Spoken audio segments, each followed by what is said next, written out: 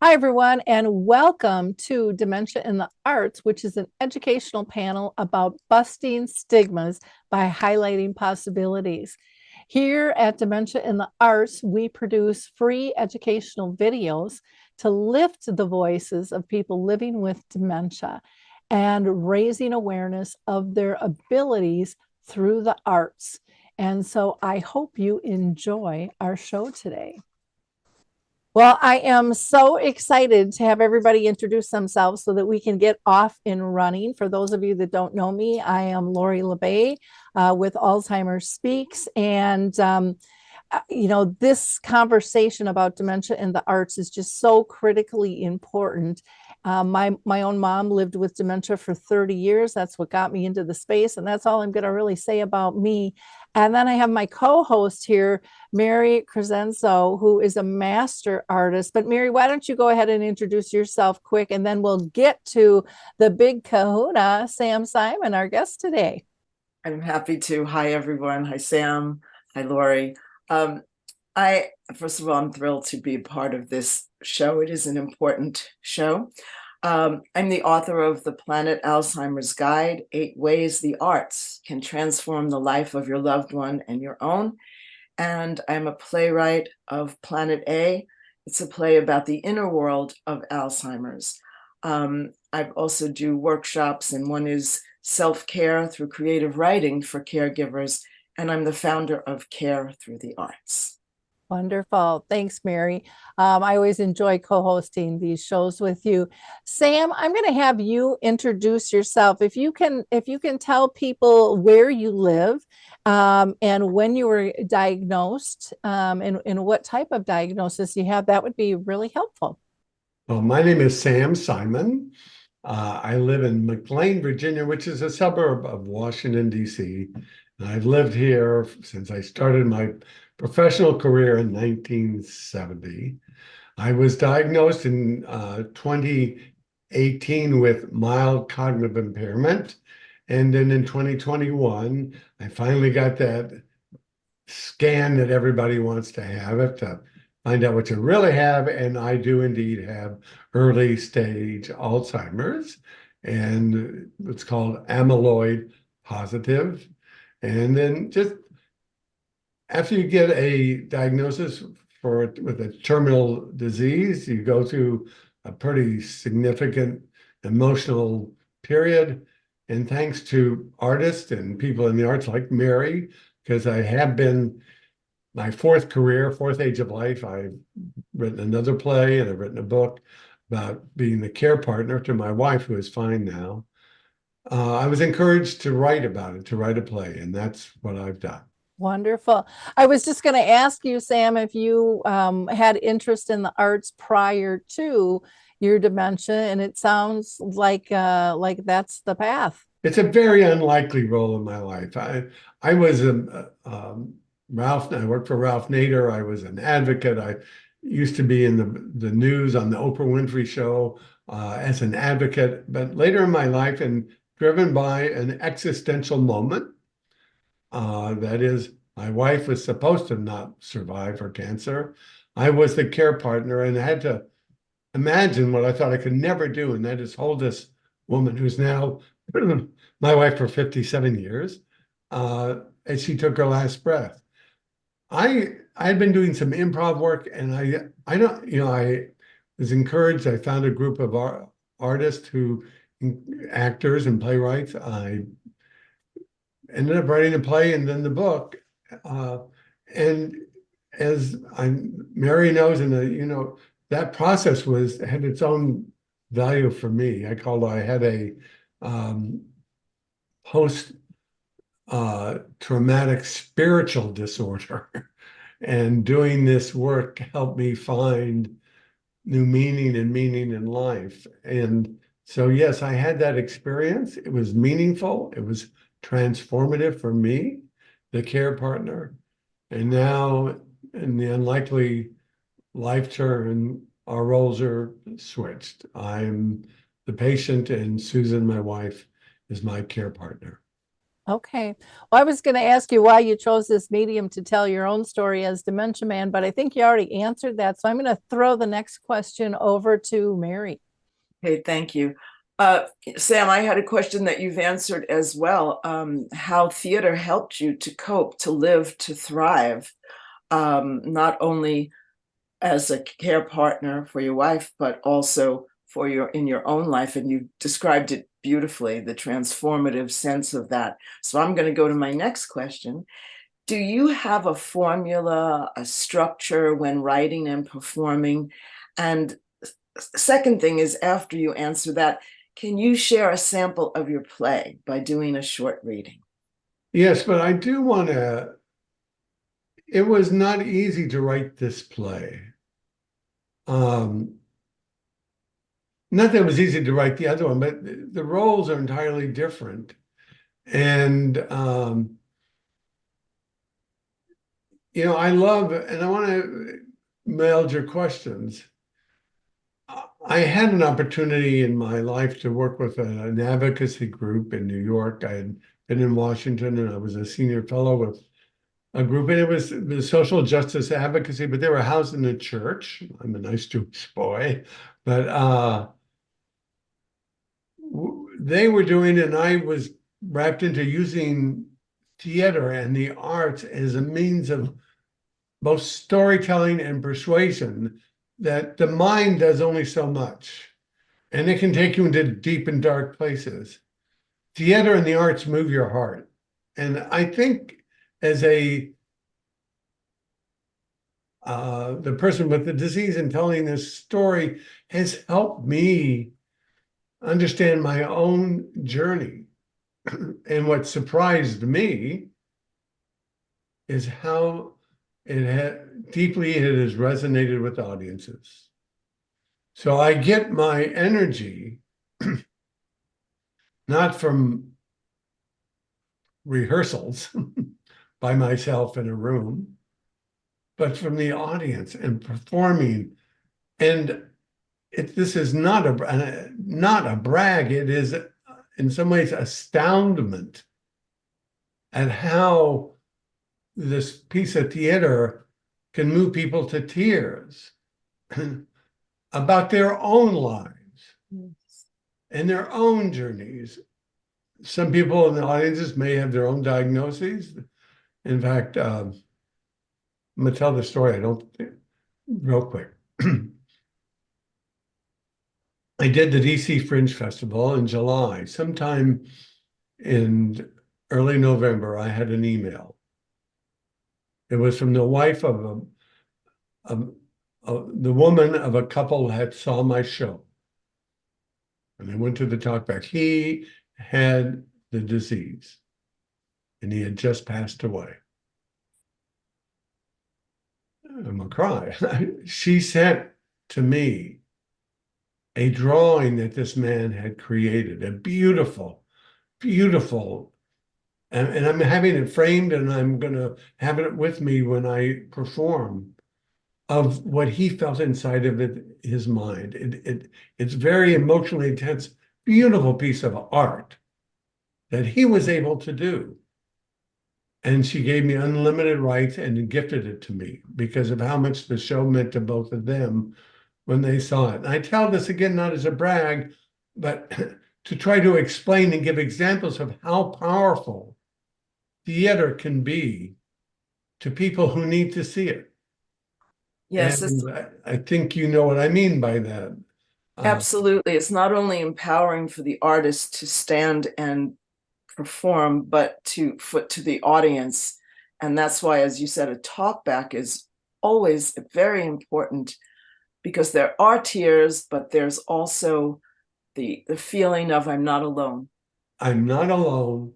And I value the audience not asking me questions, but, well, how did it speak to you? What in your life has this touched? And I could never have imagined, I did this, my other play, for 10 years. I've never had anything like this amazing gift. And these are gifts to us, the artists, that to know that we had some small thing to help somebody else's life. So Dementia Man and Existential Journey. Let me start here. This is the play. I love life.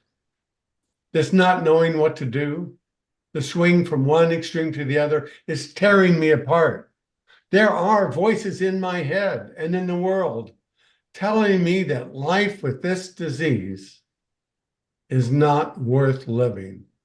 And the extreme of those voices call me to an immediate end. In reality, my life is full of love and family and grace. I know this deep within my soul, though not always in my head. In my heart, I do not want to go. I do not want to end it all now.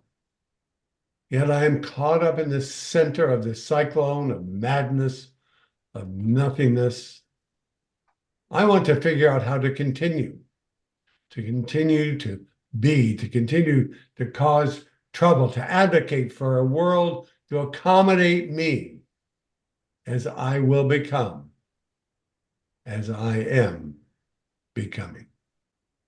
Bravo.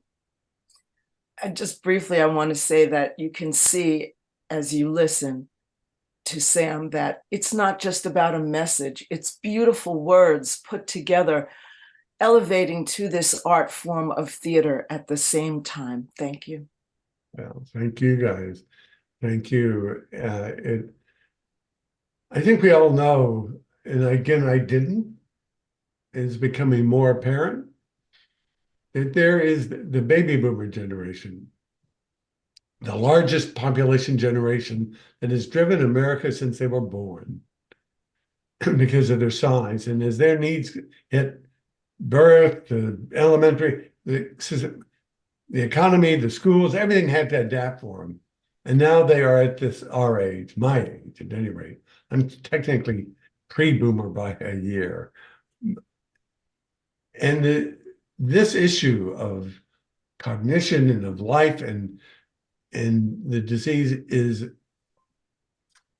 going to drive our economy, but it's driving lives. It's driving lives. Now, the one other thing I do in this show, and it's amazing how we transformed our society to accommodate most disabilities. We have something like 50, 100 million cuts in every sidewalk called curb cuts. And we have audio description and captioning for people who are blind and deaf. I advocate for accommodating people with cognitive decline. I call for cognitive navigators as available to us deeply forgetful people as curb cuts are available to those not just in wheelchairs, but what about baby carriages and all the other things? And there's an advocacy piece in what I do, urging this kind of change, and so that we can keep getting out there. I think society has been captivated by the end stages when, I believe, even though it was 2018 that I was formally diagnosed, that I can remember around 2006 when I complained to my internist about having my memory concern me. He laughed at me. He said, "Oh, there's nothing wrong." He said, "Now, if you couldn't remember what you had for breakfast, then I'd worry about you." And I go, breakfast. Well, I had no idea. But then, right, so he scheduled me to go seen by a psychologist, not a neurologist. And they run some tests, and he gives me an antidepressant. Well, I'm in the middle of my career. I'm running a 50-person firm back then, and I'm in some CEO forums. Oh, I take it. And there were others who took the same antidepressant. And I said, all right, well, I'm just overstressed. I'm sure I know, because I do have a genetic variant, and that I was at risk, and whether or not the amyloids were already present, we'll never know, because we did not have it checked out. And so part of the goal of this work in theater is to motivate back to the heart, people to not be ashamed by this, what's happened. The disease doesn't mean you are a lesser person. It means you have a disease. A blind person's not a lesser person. Deaf person's not a person who can't walk. We need to find out. And the sooner we find out, the more likely it is there are things we can do to make our productive life as long as possible. And art can do that. I think art can do that in some ways more than almost anything. Telling somebody you shouldn't feel that way is not useful. If you give them experiences and models of how not to do it or how to do it differently, has a chance of succeeding. That's a new thought, by the way, but that's true. Well, one of the things that I liked what you were talking about was your curb cuts and how we've adapted for different people over the time. And you also mentioned that, people have this fascination kind of with end disease.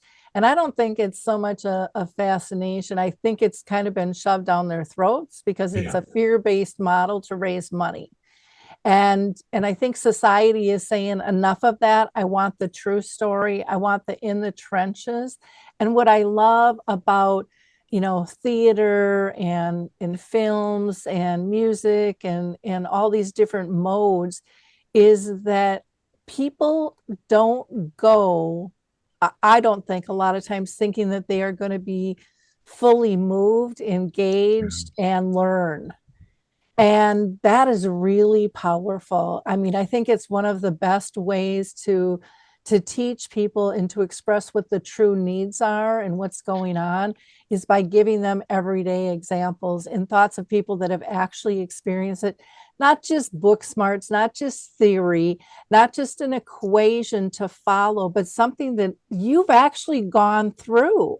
And there you are on stage doing your thing. I mean, that is really, really powerful. And so I can't thank you enough for, basically, ripping the book open on yourself and saying, hey, I'm Dementia Man, and I want to share my experience with you to help you. That is just a beautiful, beautiful thing. And I've seen that in other art forms. And I'm sure, Mary, you've experienced with your play where people want to come back and they want to bring somebody else because it was just such a profound experience. Yes. And they're like, I had no idea this was what it's like. And they laugh and they cry with you. And, it gives them permission, like you said, Sam, to feel. And there's nothing more powerful than to connect with that. I think the other thing when you were talking about your play, when you were kind of reading that excerpt of it, is I'm sitting back going, boy, I could have 99 other different things going on in my life and everything you said still applies.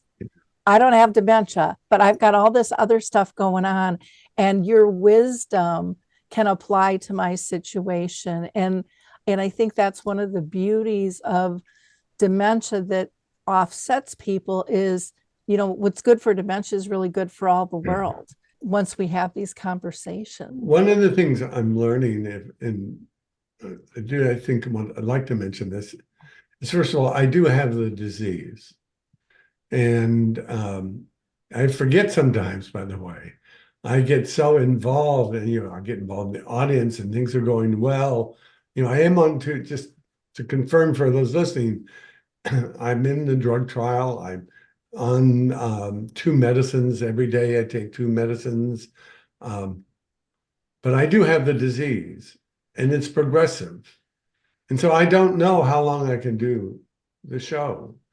So there's some urgency. I am discovering a little bit, again, it's not a brag, but I don't know if there's been other people with the disease to do or have the ability to do this. So I'm anxious to be seen and to do it as often as I can. And I like, I think, Mary, you mentioned that you do teaching with people, writing, both care partners and people, particularly early stage. I would love to be able to bring people with a disease and act. I don't know if that's on my agenda and my time the fact is I am getting worse, I haven't fallen off a cliff, but there are moments, and there was a bigger event recently that just reminded me that I do have this disease. It's interesting, and everybody's experience is different. Absolutely. My experience isn't going to be like anybody. There's a lot of these prejudices or presumptions of, well, if you get it, then you look like this, or you can't talk, or yet, and yet, there was even an op-ed in the New York Times about a month ago, 6 weeks ago, where it was a cardiologist who wrote about his father. And the father had said, who also had been a doctor, said, if I ever have dementia, withhold treatment.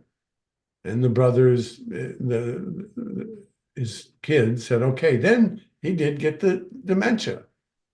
Mm-hmm. And then he got sick. And then the brothers had to decide, should we do what he told, withhold treatment because he asked us to, because he's happy with the disease. Mm-hmm. They were dilemmaed because he didn't become this thing he feared. He became a man with dementia who was, in all appearances, living a happy, different and new life. That's how I started. I'm going to become somebody new. There'll be a different Sam occupying this body. Not poor Sam, just different. Mm-hmm. And so these are part of the lessons that we have to help get out there, that you can live even with the disease, And you mentioned two things I would like to address. First, the idea that there is an urgency in your life. And I've worked with hundreds of persons with Alzheimer's and forms of dementia, and they have taught me so much about life. And that is one of the things that remains very strongly in my life, to say, if not now, when? Now is the time. Also, you mentioned about bringing other people in. There's actually a theater, I don't have the details right now, in Scotland, where this theater group has brought in people with dementia and their caregivers, and they actually interact on stage. So yes, whatever we can do to bring out the awareness and to dispel the myths, we can do, and we do.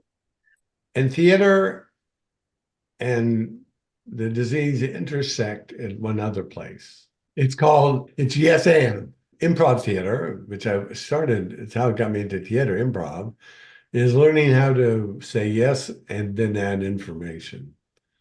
And I have since learned, and I should have known it because my wife worked for a while in an assisted living place, that the best form of engagement with people with dementia or Alzheimer's, particularly as it progresses, yes and.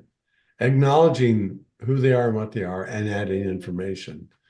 The core of engagement is the yes anding, as opposed to no, you're wrong, don't do it that way, blah, blah.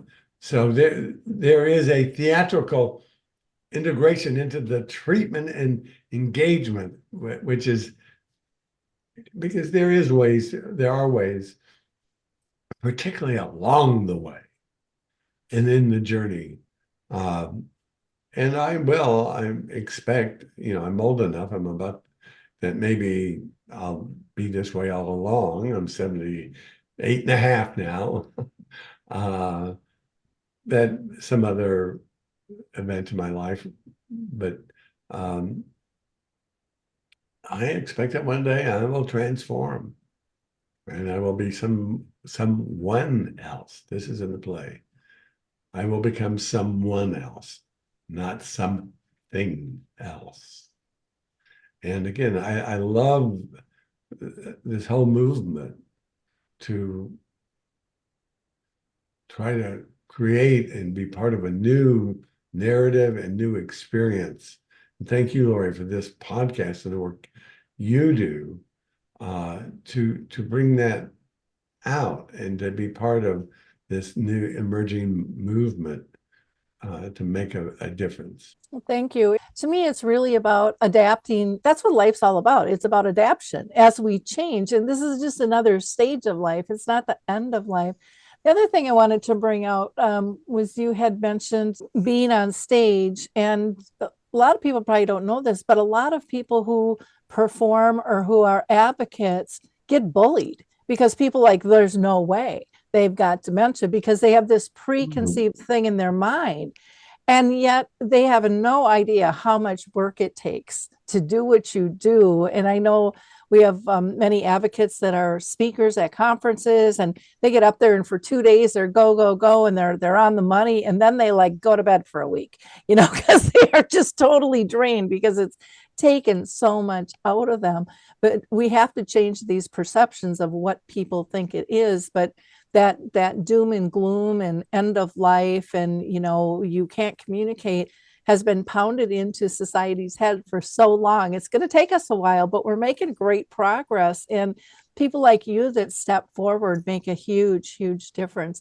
I did want to ask you one question. You wrote the play and the book about caring for your wife, and then now you've done this, basically flip the pancake, and you're on the other side. You're the patient.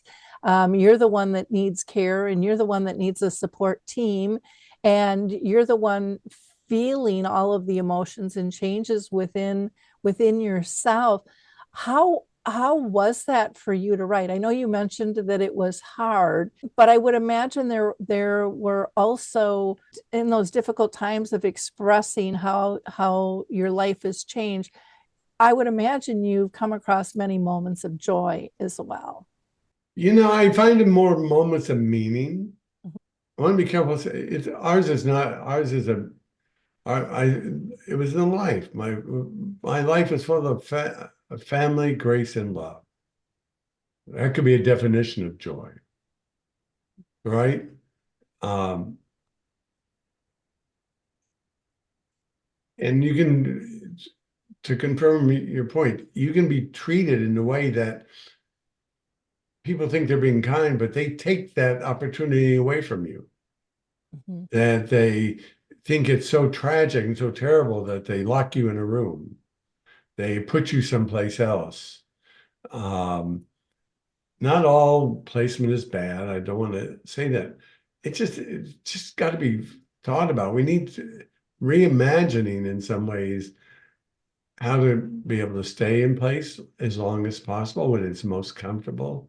And all these stereotypes in the other people's heads, they get imposed in some ways upon us. It's true. I found in my experience with Susan, and it's so interesting. I found it harder to face the loss of her than to ultimately face my own loss. So I'm more sensitive to that. And I want to repeat, no one does it the same, and there's no right or wrong way. I love what I learned from Susan's. So I would never want her to have been near death, and I love what I learned from it. I learned what love really means. I found that after then it was only 34 years, now we're 57 and a half years of marriage, that we become a spiritual singularity. And a loss is going to lose half of the care partner loses half of themselves. And when they lose their care partner, it's not just a physical presence that's gone. It's part of their soul.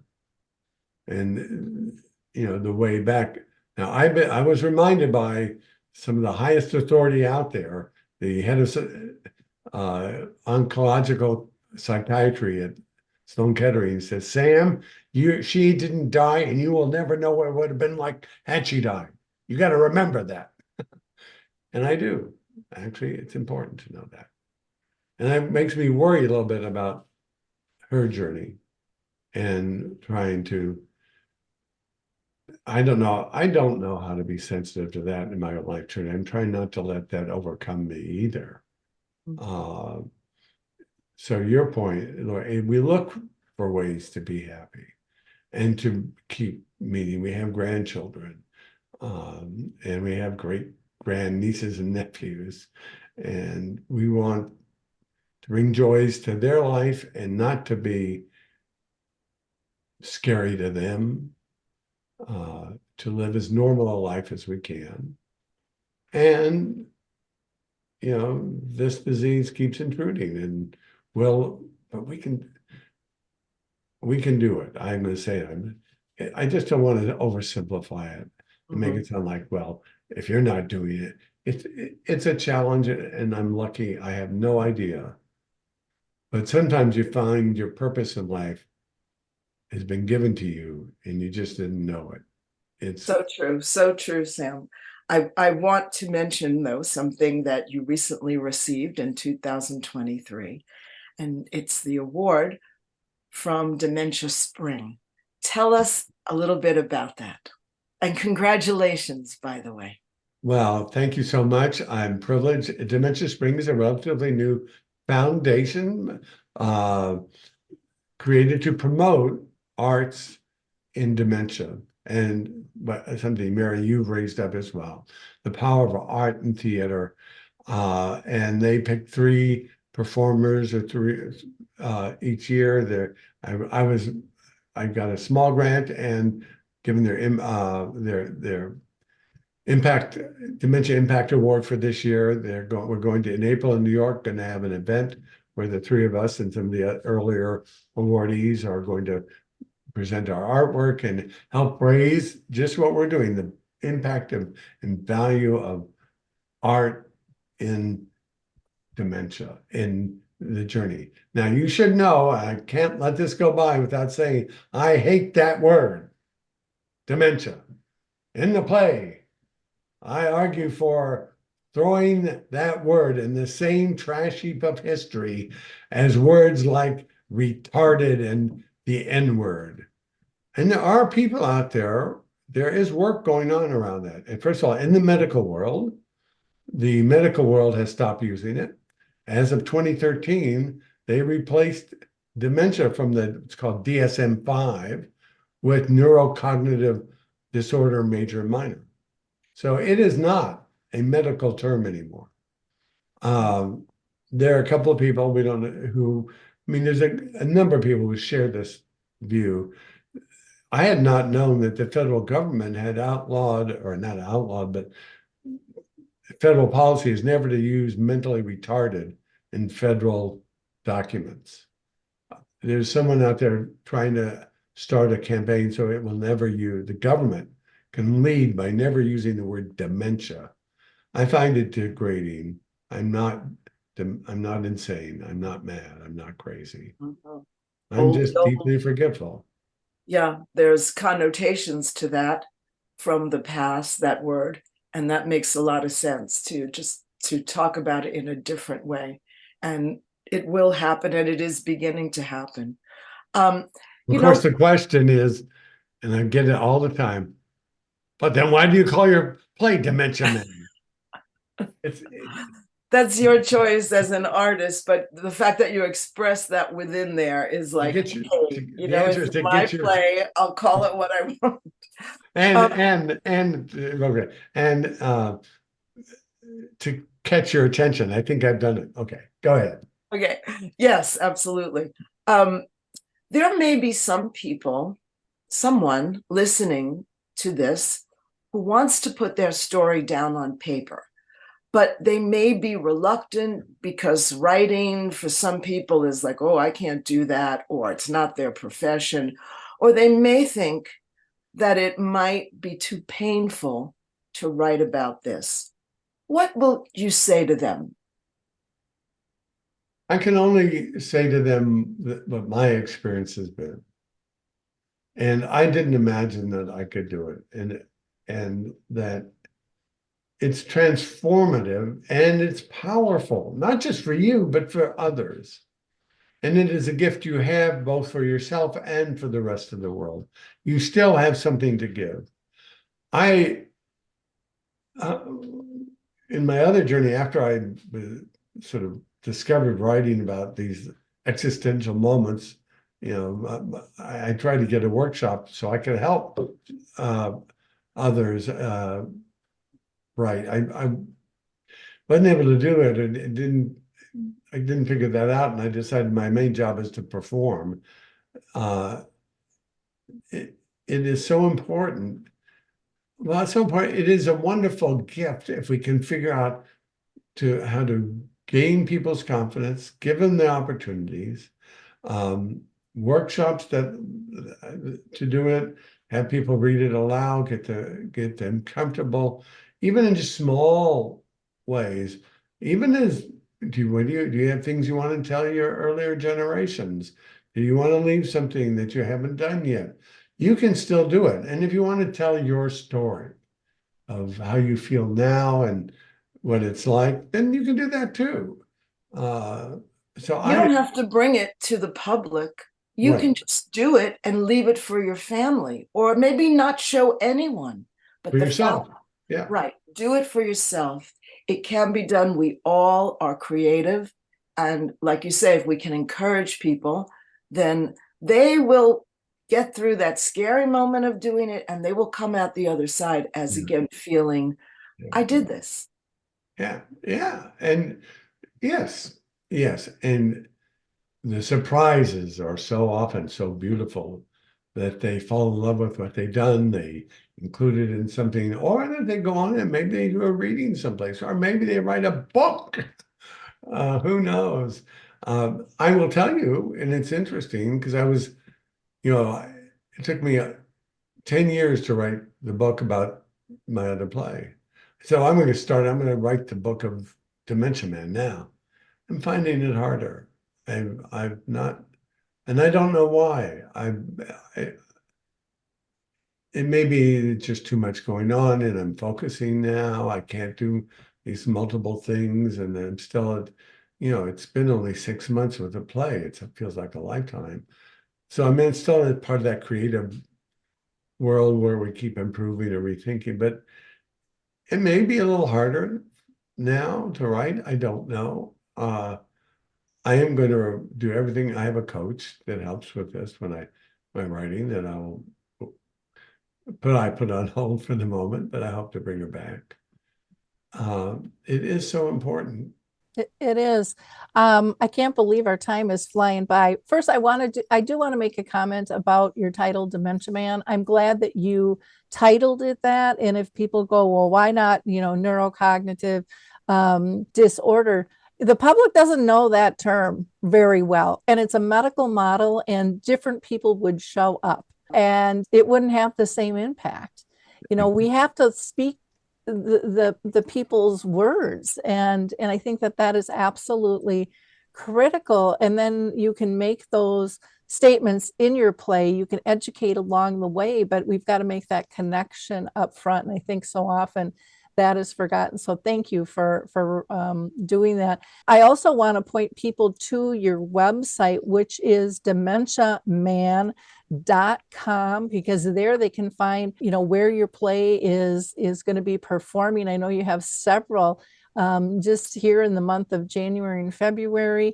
And if they are interested in getting a hold of you to schedule an event, they can do that through your website, or they can email you at sam@dementiaman.com. They can connect with you on Facebook, Twitter, YouTube, and Instagram, all under Dementia Man. And of course, you are on LinkedIn as well.